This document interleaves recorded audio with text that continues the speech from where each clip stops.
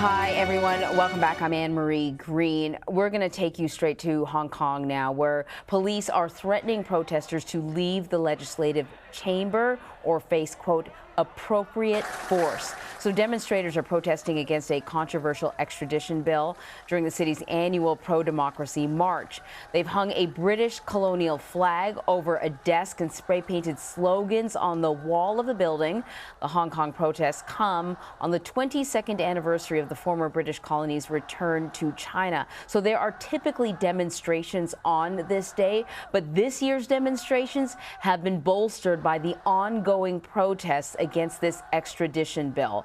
Around 9 p.m. Hong Kong time, protesters smashed open a glass wall of the legislature building and then eventually were able to get inside. For a period of time, there were police inside the building kind of holding the protesters at bay, and then the police officers retreated, allowing the demonstrators to basically run through the building. And what you're seeing right there is, you know, the legislative room right there, where they, you can see protesters have completely taken over. They've been inside for a couple of hours now, and our producer on the ground there in Hong Kong says that police are warning that in the next 15 minutes or so, they will be approaching. They will be entering the legislative building. They have asked other demonstrators outside of the building to disperse.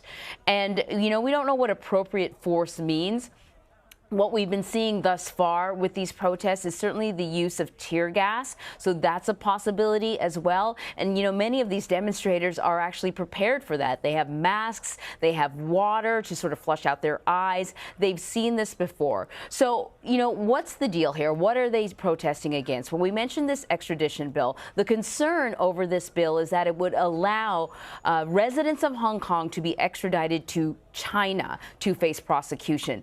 At the center of this whole thing is actually a murder case. It involves a Hong Kong resident who murdered his girlfriend in Taiwan and then returned to Hong Kong. That's initially why this bill was written up, or this piece of legislation was written up, but it's taken on a whole other thing now.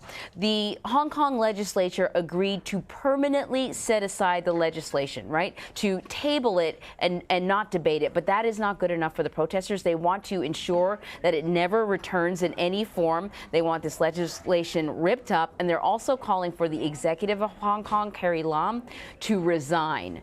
So that is where we are at right now. Beijing has watched and really not intervened, but how they will continue to react as developments unfold remains to be seen. So sorry, can you say that again? I'm just getting some numbers. Okay, apparently there are 550,000 people protesting throughout Hong Kong. So this is massive. I think there's only like maybe 7 million people in Hong Kong. I'll have to double check that, but this is massive. And these protests have been going on for a while now. And, you know, in Hong Kong, the demonstrators have had some success in forcing the legislators to bend to their will at other times. And so they are not willing to sort of back down. You see the umbrella there. A number of these protests are actually known as the umbrella protests, and they've been going on for years now.